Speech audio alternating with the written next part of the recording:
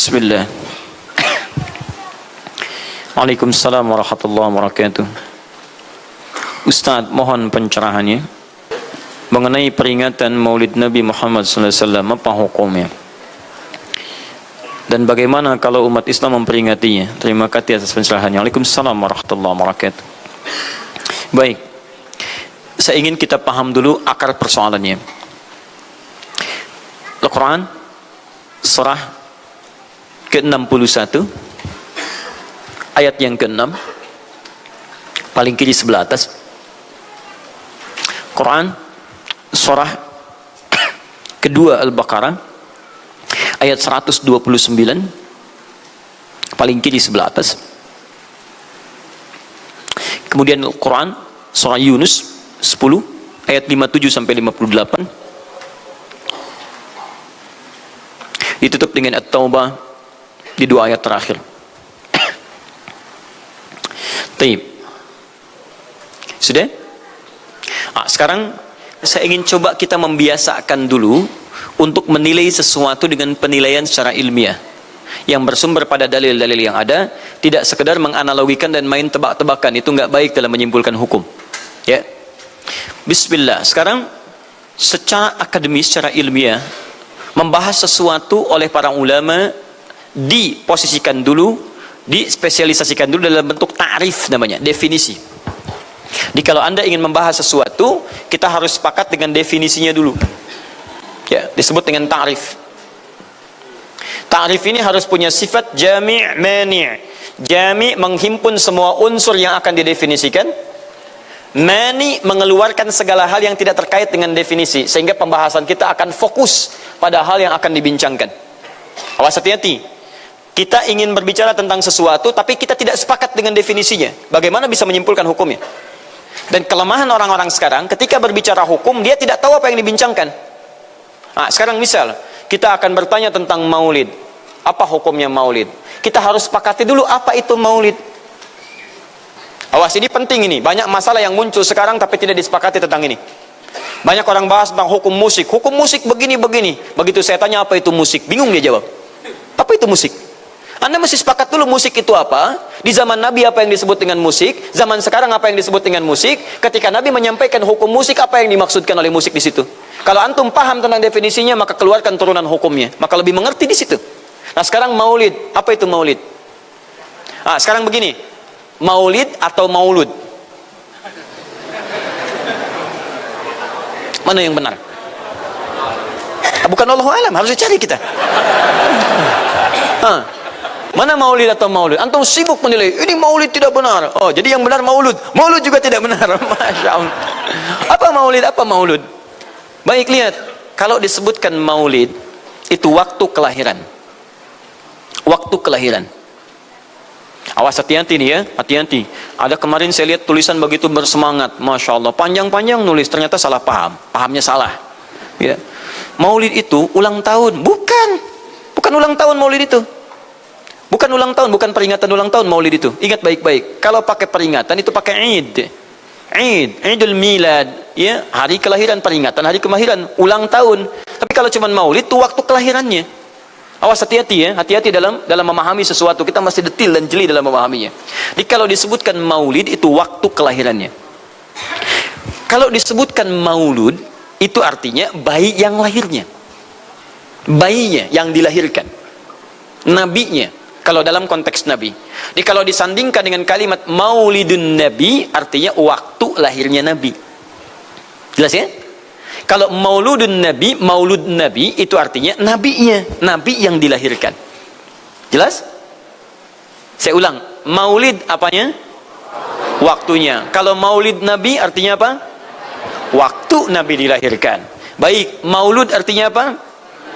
Nabinya. Kalau maulud Nabi artinya apa? Nabinya yang lahir. Jelas sampai sini? Sudah. Ya, selesai pembahasan secara bahasanya. Nah, sekarang apa hukumnya maulid Nabi? Maulid Nabi nggak ada hukumnya.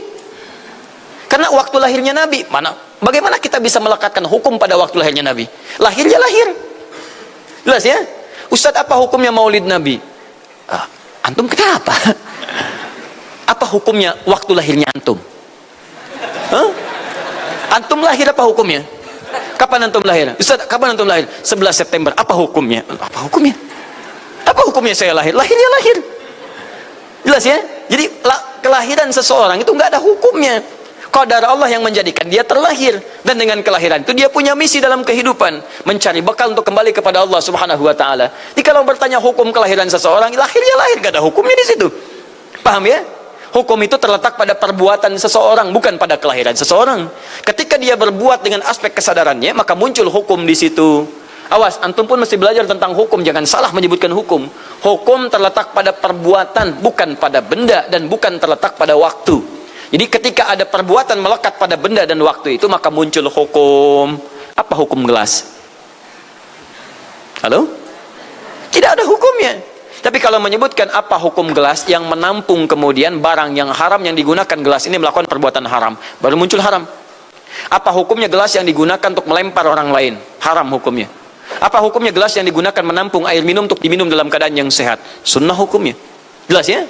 Apa hukumnya golok? Golok digunakan apa? Kalau digunakan menyembelih hewan kurban, maka jadi sunnah hukumnya. Kalau golok digunakan untuk menyakiti orang lain, mengancam. Siapa nama kamu? Oh, Masya Allah pakai golok. Ya, hati-hati. Nah, itu haram hukumnya. Jadi benda terletak kepada, maaf, perbuatan yang melekat kepadanya. Apa hukumnya hari kelahiran? Hari kelahiran gak ada hukumnya. Yang melekat hukum itu bagaimana menyikapi hari kelahiran itu. Itu poinnya. Paham ya? Ketika ada perbuatan melekat kepadanya, maka di situ ada hukum. Maulud itu bayinya, berarti nabinya. Apa hukum maulud? Apa hukumnya nabi? Nabi yang lahir gak ada hukumnya. Jadi kalau anda menolak maulud dengan pengertian seperti ini, maka anda keluar dari Islam. Kalau dalam hukum seperti ini, saya menentang maulid Nabi, berarti anda menentang kelahiran Nabi SAW. Saya menentang maulud Nabi, berarti anda berhadapan dengan Nabi, anda musuh Nabi. Jadi kalau anda dimaksudkan dengan kata maulud dan maulid, anda tidak bisa menentangnya, bisanya menerima. Saya menerima. Kenapa? Karena dalam pengertian bahasa, maulid itu artinya waktu kelahiran. Maulud artinya nabinya. Jangankan siapa saya dibandingkan Nabi Isa alaihissalam. Nabi Isa itu hidup 600 tahun sebelum Nabi Muhammad SAW dilahirkan. Nabinya belum ada. Nabi Isa sudah ada. Tiba-tiba umatnya menduga Nabi terakhir itu Nabi Isa. Karena Nabi Isa punya sifat yang mirip di ramalan kitab yang mengatakan Nabi terakhir itu punya sifat baik dengan masyarakat lingkungan sosialnya. Dan Nabi Isa itu lembut luar biasa, jangankan pada manusia, pada hewan pun itu lembutnya luar biasa. Jalan dengan muridnya, di perjalanan kemudian ada aliran anak sungai melihat bangkai hewan, sudah jadi bangkai, baunya luar biasa. Kata muridnya, guru, bau sekali bangkai ini. Kata Nabi Isa alaihi salam, Al-Masih, yang disebut oleh sementara orang dengan Yesus, itu Nabi bukan Tuhan. Nabi beliau mengatakan, kata Nabi Isa, perhatikan, begitu putih sekali dan bersih giginya. Kata muridnya, Tuan Guru, kenapa anda mengatakan demikian? Kata Nabi Isa, karena manusia hanya akan menyampaikan apa yang ada dalam benak pikirannya. Jadi kalau pikiran anda kotor, anda akan melihat bangkainya saja. Tapi kalau pikiran kita baik, kita akan mencari yang terbaik dari hewan itu. Bukankah dia ciptaan Allah? Bukankah dalam setiap ciptaan ada hikmah dan kebaikan? Perhatikan bagaimana putih bersih giginya. Jadi kalau bangkai saja bisa menjaga kebersihan gigi, kenapa kamu yang masih hidup tidak mesti? Ya minimal kamu jaga perasaan. Minimal jaga perasaan, kan? Tapi itulah luar biasa. Di sini sering diambil hikmah bahwa teko akan mengeluarkan isi tekonya. Isinya kopi, keluar kopi. Isinya air bening, keluar bening. Isinya susu, keluar susu. Demikian juga kita. Bayangkan, Nabi Isa bukan hanya pada manusia, pada hewan yang telah jadi bangkai pun, itu mohon maaf, kalimatnya dan sikapnya begitu indah, luar biasa. Maka diduga oleh kaumnya itu Nabi dan Rasul yang terakhir. Saat mendengar kalimat itu, kata Nabi Isa, bukan saya. Nabi terakhir punya sifat sama seperti saya dalam hubungan dengan makhluk. Jadi bukan cuma dengan manusia, dengan hewan jangan sakiti. Kalaupun menyembelih, jangan sakiti hewannya. Makanya Nabi ini akan memberikan isyarat-isyarat yang sangat indah. Masya Allah. Pada tumbuhan dia jaga. Tapi Nabi yang terakhir ini punya keunggulan yang tidak bisa disaingi oleh Nabi-Nabi lainnya. Apa itu? Ibu bapak sekalian, tingkat kedekatannya dengan Allah luar biasa. Ibadahnya luar biasa. Dalam bahasa Arab, tingkat kebaikan yang terkait dengan makhluk secara sosial, itu kalau satu kebaikannya disebut dengan Mahmud. Tapi kalau banyak kebaikannya disebut dengan Muhammad.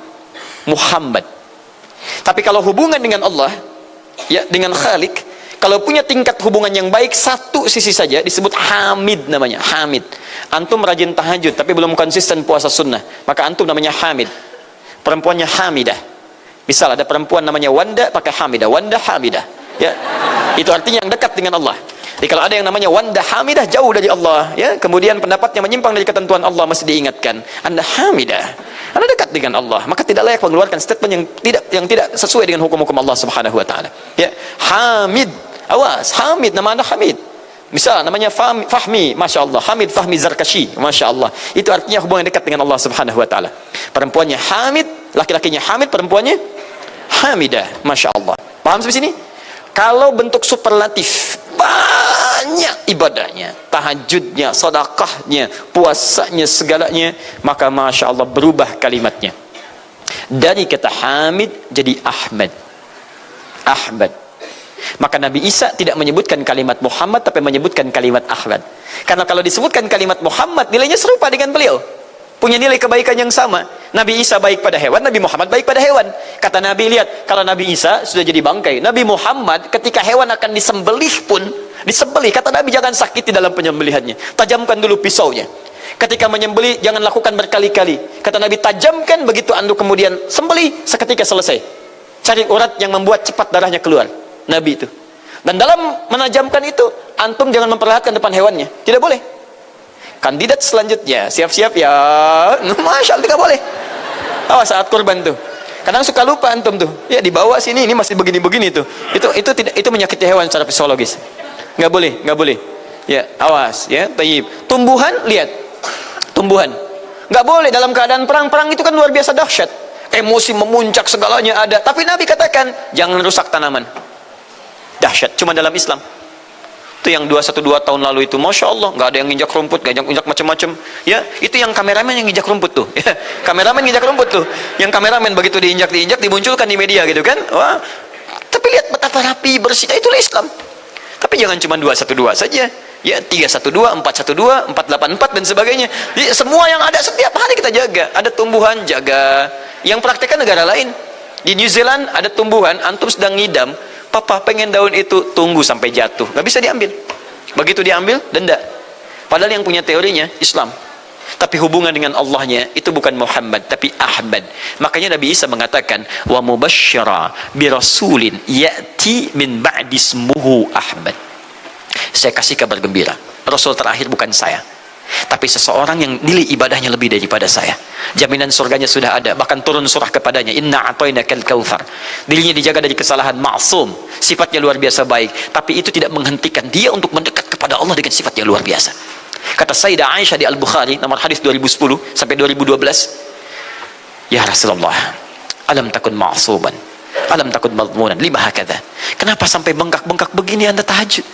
Bukankah Anda dijamin masuk surga? Dijaga dari kesalahan. Apa kata Nabi? Afala akunu abdan syakura. Apa aku nggak boleh jadi hamba yang bersyukur kepada nikmatnya Allah Subhanahu wa taala? Tahajudnya sampai bengkak. Nabi, Rasul, ahli surga, dijaga dari kesalahan, tidak ada hisabnya, masih mau tahajud sampai bengkak kakinya. Ditanya oleh istrinya, kenapa sampai begini? Kata beliau, ringan saja, nggak boleh aku bersyukur. Masya Allah, ada orang Nabi bukan, Rasul bukan, surga belum ada jaminan, amal berantakan, hisab menegangkan. Masya Allah, bangun mata bengkak, kaki biasa, tahajud tidak subuh lewat. Ini Masya Allah, cita-cita surga Firdaus. Luar biasa. Makanya Nabi Isa mengatakan Ahmad bukan Muhammad. Dan ini bukan isyarat Nabi baru, karena nama yang melekat pada Nabi terakhir semuanya sifat, bukan nama zat. Ini bukan melegalkan ada seorang bernama Nabi baru datang kemudian namanya Ahmad, bukan.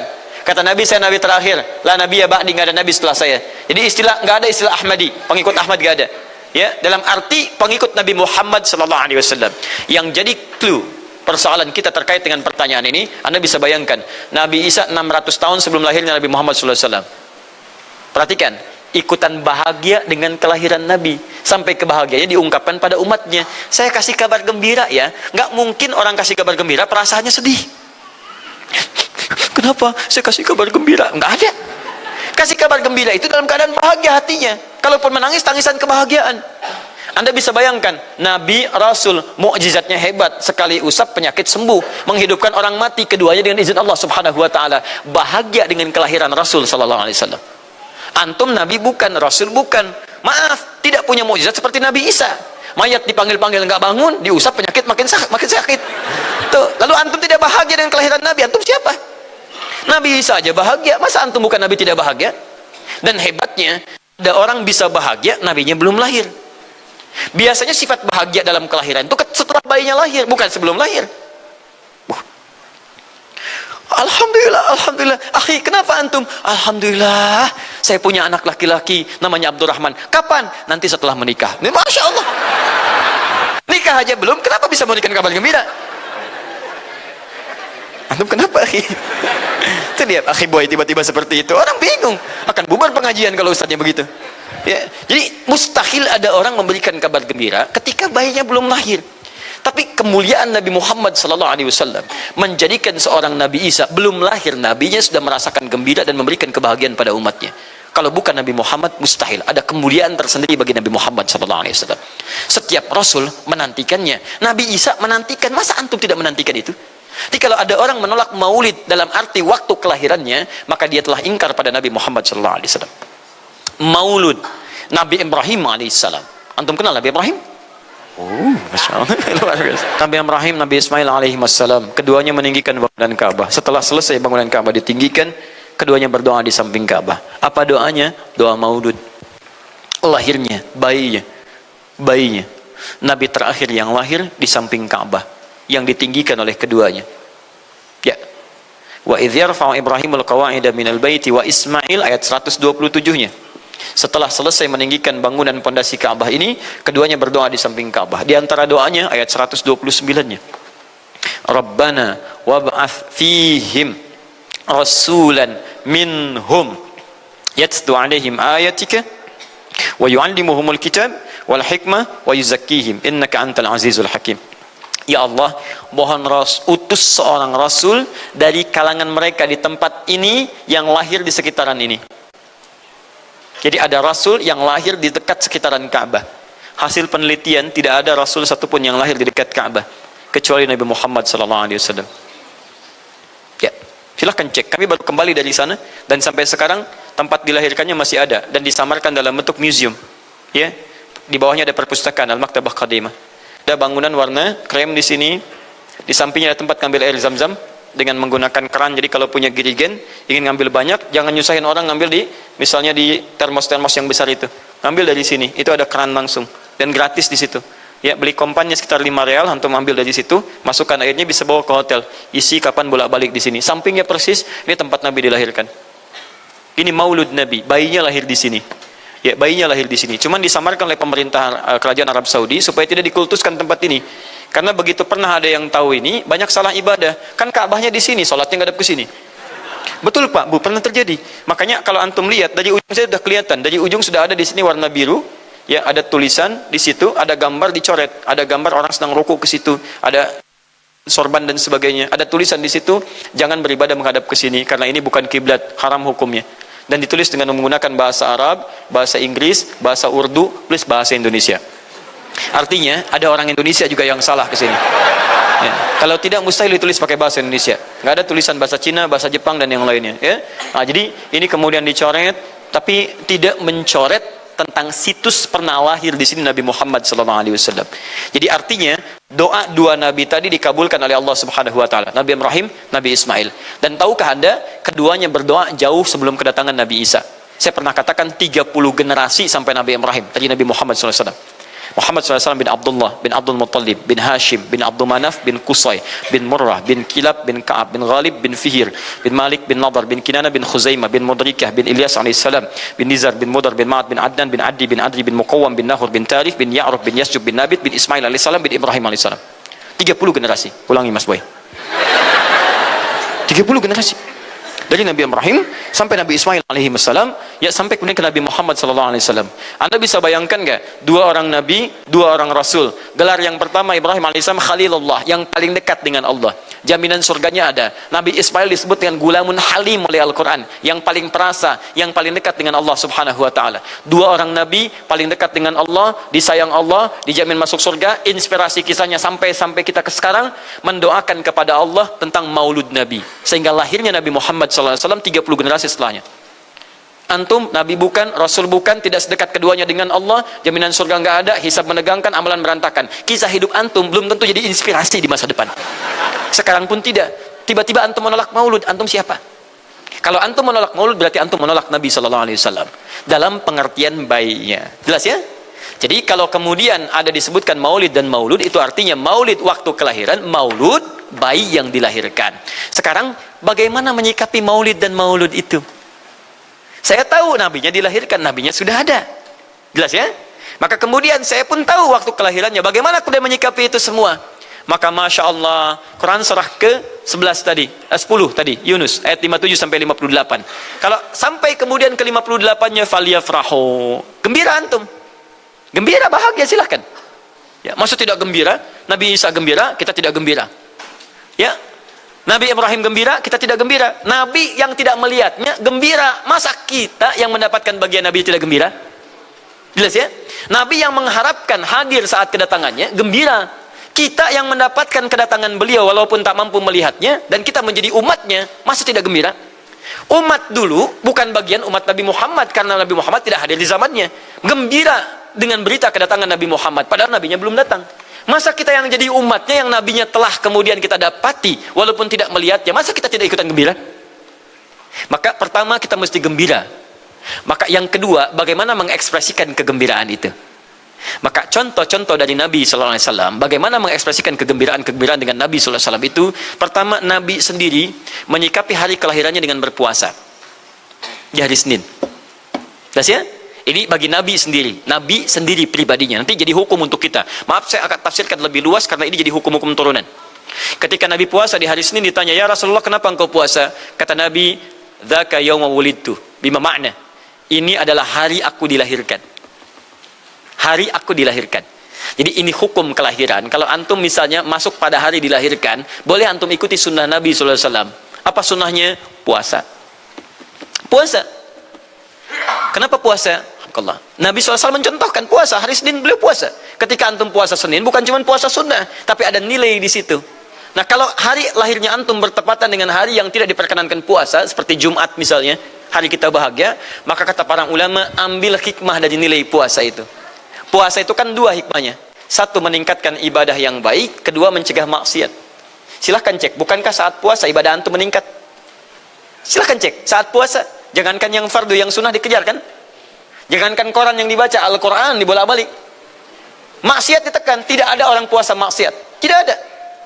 Ya, bahkan pelaku maksiat pun saat puasa, libur maksiatnya. Minimal takut batal puasanya. Jangankan maksiat, maaf, mencela orang pun dia tahan. Berdusta dia tahan. Jam 5 bu, tinggal 1 jam mau buka, dicela orang habis-habisan. Oh, nggak balas dia. Kenapa nggak balas? Kan biasanya antum keras. Habis maghrib, habis maghrib, luar biasa. Habis maghrib tuh, begitu maghrib lupa, habis maghrib lupa. Ya, kenapa? Dia jaga. Jadi hikmah orang puasa itu kalau sudah puasa, ibadahnya meningkat, maksiatnya hilang. Jadi kalau antum ikut rajin puasa, ibadah tidak meningkat, maksiatnya tetap ada. Ada yang salah dengan puasa antum. Makanya ketika datang hari kelahiran, sebetulnya yang paling tepat, kalau antum bertepatan dengan waktu-waktu sunnah puasa, antum puasa. Senin antum puasa. Tapi kalau tidak bertepatan dengan waktu itu, hikmah puasa yang antum ambil, antum koreksi diri sampai dengan hari kelahiran itu, berapa banyak ibadah sudah antum kumpulkan, berapa maksiat antum harus tangisi. Itu hikmah terbesarnya. Bukan rame-rame. Tiup lilinnya. Masya Allah, lilin ditiup, maksiat terus muncul. Apa faedahnya? Kasihan lilin tuh, udah dibakar, ditiup, kan? Antum yang salah. Paham ya teman-teman sekalian? Nah, sekarang bagaimana para sahabat menyikapi kelahiran Nabi SAW, kedatangan Nabi SAW, dan menyikapi keberadaan Nabi SAW. Bukan cuma lahirnya, tapi setiap kedatangannya. Nabi datang dari Madinah, dari Mekah ke Madinah disambut oleh para sahabat yang ada di sana. Nabi datang dengan perang Tabuk, dari perang Tabuk disambut oleh para sahabat di sana. Tala al-badru alaina min thaniyatil wada'i, wajaba syukru alaina mada'alillahi da'i. Masya Allah, disambut dengan madid.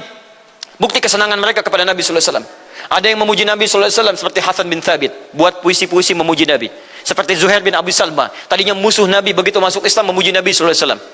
Ada yang lagi kemudian menghormati Nabi dengan kedatangannya, dengan mengikuti Nabi kemanapun. Nabi mencontohkan, amalkan. Nabi mengajarkan, ikuti. Masya Allah. Begitu Nabi meninggal, diabadikanlah kemudian nilai-nilai penghormatan itu. Ada yang menulis sejarah tentang Nabi. Ada yang menulis pujian kepada Nabi dalam bentuk sholawat. Ada yang menulis tentang amalan-amalan Nabi. Ada yang menulis tentang pengajaran-pengajaran Nabi. Dikumpulkan dan sampailah itu kemudian kepada kita semuanya. Dan itulah cara terbaik menyikapi tentang maulud dan maulid. Apa cara terbaiknya? Keluarkan ayat-ayat Qur'annya. 1. Quran surah ke-33 ayat 21-nya. Laqad kana lakum fi Rasulillahi uswatun hasanah. Sungguh ada pada diri Nabi sallallahu alaihi wasallam suri teladan terbaik untuk kita. Maka jika antum misalnya hadir momentum kelahiran Nabi sallallahu alaihi wasallam, maaf, biasanya kalau ada momentum-momentum tertentu orang bersemangat untuk mengingatnya. Silahkan cek. Hari pahlawan, ingat para pahlawan. Hari pahlawan berakhir, tidak ingat lagi. Hari kemerdekaan, ingat sampai pinang dipanjat-panjat. Ya, begitu dipanjat, kenapa panjat pinang? Masya Allah, menghormati pahlawan. Hari pahlawan sampai naik panjat pinang. Luar biasa. Ada yang tarik tambang, ya, menghadirkan energi para pahlawan. Antum bisa bayangkan, momentumnya ada. Begitu hilang itu semua, tiba-tiba hilang lagi kemudian ingatan kita. Artinya, selalu ada momentum untuk mengajak kita mengingat sesuatu. Begitu Ramadan, ingat lagi amalan. Hilang Ramadan, hilang lagi kemudian amalan. Nah, jadi apa yang terbaik dihadirkan? Ketika ada momentum itu, maka para ulama kemudian mencoba untuk menampilkan nilai-nilai tadi untuk mengembalikan kita pada tuntunan Nabi sallallahu alaihi wasallam. Maka ditulislah kemudian sirah-sirah Nabi, disampaikan untuk mengenalkan Nabi Muhammad sallallahu alaihi wasallam. Mumpung mereka ingat, disampaikanlah pengajaran-pengajaran tentang Nabi. Disampaikan ada pujian-pujian salawat kepada Nabi. Kalau yang dimaksudkan tentang nilai-nilai ini, maka dari dulu sudah ada. Sudah ada. Dan yang sudah ada ini tidak dibatasi dengan waktu. Bukan muncul Rabiul Awal saja. Rabiul Awal ke Safar, datang lagi itu. Safar sebelumnya Safar, Rabiul Awal, kemudian ke Rabiul Akhir, muncul itu. Ke Jumada, muncul itu. Jadi maulid itu tidak dibatasi dengan waktu. Setiap waktu itu maulid. Maulud tidak dibatasi dengan waktu. Setiap waktu itu maulud. Tapi kalau ada momentum bersamaan dengan waktu kelahirannya, kemudian kita hidupkan untuk mengenal kepada Nabi, dalam bentuk yang tadi disunahkan dalam Al-Quran dan Sunnah, itu tidak ada masalah. Yang ada masalah itu adalah ketika menghadirkan hal-hal yang bertentangan dengan Al-Quran dan Sunnah Nabi Sallallahu Alaihi Wasallam. Misal, maaf, dulu orang sudah terbiasa mengkaji tentang Nabi, menyampaikan risalah Nabi. Kemudian diisi misalnya, maaf, dengan hal-hal yang bertentangan dengan keadaan-keadaan Nabi. Misal, saya ingin mengajarkan tentang Nabi, tapi ketika mengajarkan tiba-tiba mengatakan pada saat ini Nabi pun datang bergabung bersama kita. Itu yang tidak kita sepakati. Jelas ya?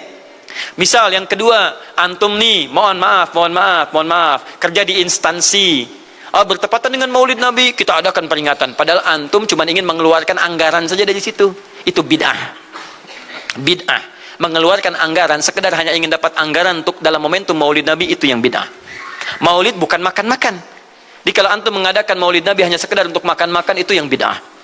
Tapi kalau antum ingin belajar menghadirkan momentum itu untuk mengisi ta'lim, sama aja dengan ta'lim kita sekarang. Apakah ada hadis Nabi mengatakan ta'lim khusus di hari Ahad jam 8 pagi sampai jam 10? Tidak ada. Jadi ta'lim kita bid'ah ini. Jadi kalau antum pahami setiap yang tidak ada contohnya itu bid'ah, Masya Allah, maka akan ada banyak bid'ah dalam kehidupan. Mushaf itu bid'ah, karena nggak ada contohnya zaman Nabi Sallallahu Alaihi Wasallam. Antum dari ujung kepala sampai ujung kaki itu bid'ah, karena antum tidak ada di zaman Nabi Sallallahu Alaihi Wasallam. Ya, jadi jangan langsung menilai bahwa setiap maulid itu bid'ah. Bukan.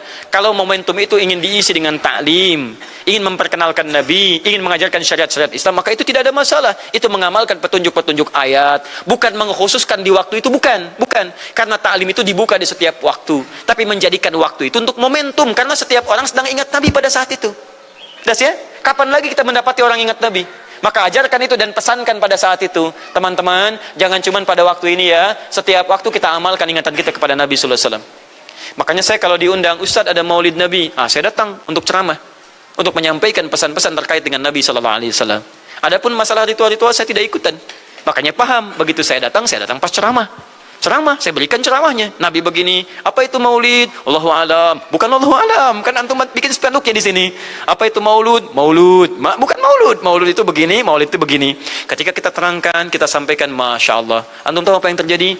Mereka mulai sholat dengan baik, masjidnya mulai ramai. Besoknya tidak ada ramai-ramai lagi. Begitu ada maulid, ceramah lagi. Ternyata ceramahnya nggak sampai maulid lagi. Besoknya ceramah lagi. Ahadnya ada waktu taklim. Dan itulah cara terbaik untuk memberikan penjelasan kepada masyarakat untuk mencintai Rasulullah Sallallahu Alaihi Wasallam. Paham ya? Jangan seketika, oh ini maulid bid'ah, Masya Allah, antum tuh bid'ah dari kepala sampai kaki. Ya. Saya luar biasa kesal. Kadang ada orang bikin perbandingan begini, maulid Nabi, maulid. Zaman Nabi tidak ada, coret. Zaman sahabat tidak ada, coret. Zaman tabi'in tidak ada, coret. Zaman ini ada, oh. Lalu diserupakan lah yang ikut-ikut ke sini. Antum kalau mengamalkan hukum seperti ini fatal. Zakat pakai beras. Zaman Nabi coret, zaman sahabat coret, ya, zaman tabi'in coret, zaman ulama coret, zaman antum ada bid'ah antum. Cara menyimpulkan hukum bukan seperti ini. Lihat turunannya, lihat dalilnya, lihat pemahamannya, lihat turunan-turunan fikihnya. Ya, bagaimana bisa zakat pakai beras ini jadi? Padahal contoh nggak ada, dalil nggak spesifik. Ayo coba temukan, Nabi zakat pakai beras, temukan. Kalau antum menemukan, Masya Allah, saya bermohon kepada Allah supaya Allah mempercepat hajinya antum dan masuk surga tanpa hisab. Tiap hari saya doakan. Tidak cukup dengan amin, cari dulu.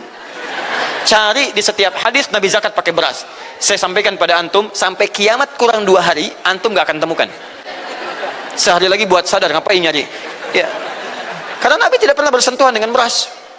Silakan cari di kitab hadis palsu pun, sepalsu-palsunya nggak akan ditemukan. Capek pemalsu hadis mengarang hadis palsu tentang itu. Nggak akan didengar, nggak akan dilihat. Kenapa? Karena tidak ada. Ya, kata Muawiyah, hadza irqun, itu makanan pokok. Nabi zakat pakai kurma, pakai gandum. Ya, lihat, karena itu makanan pokoknya. Makanya setiap makanan pokok yang digunakan, kata para ulama, mendekati kaidah usul fikihnya. Lihat, kaidah usul fikih diambil di sini. Setiap yang punya keserupaan dengan itu, sekalipun teksnya tidak jelas langsung menunjuk, itu ada isyarat, namanya qarinah namanya. Kalau ada isyarat menunjukkan kepada itu, maka boleh digunakan sebagai alternatif lain dari makanan pokok yang tidak didapati di masa kita dengan generasi yang berbeda. Tapi kalau makanannya sama di setiap generasi, dia zakatnya pakai itu. Makanya orang Arab sampai sekarang pakai kurma, ada yang pakai gandum. Kita makanan pokoknya bukan itu. Antum makanan pokoknya apa? Beras, Masya Allah, beras. Baik pemirsa, beras itu makanan pokok bagi hewan yang bertembolok, ya. Ayam, bebek itu beras. Baik, makanan kita nasi. Dan nasi bersumber dari beras. Baik, nasi bersumber dari beras. Jadi kalau kita ingin zakat pakai beras, boleh tidak? Nah, lihat bagaimana cara pendekatannya. Dalil belum ditemukan aslinya. Seperti maulid tadi, menyikapi dengan taklim macam-macam, nggak ada nas aslinya. Tapi korinahnya ditemukan, sama-sama makanan pokok, sama-sama taklim, sama-sama meminta untuk ikut ajaran, sama-sama mereka ingat tentang Nabi SAW. Maka semua hukum itu kita terapkan, jadilah hukum terapan dalam kehidupan kita. Paham?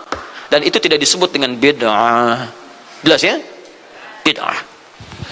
Alhamdulillah. Tapi kalau yang rame-rame tadi, yang tidak jelas ya, hanya menghabiskan anggaran, makan-makan tidak karuan, meyakini ini itu dan sebagainya, saya tidak sepakat dengan itu.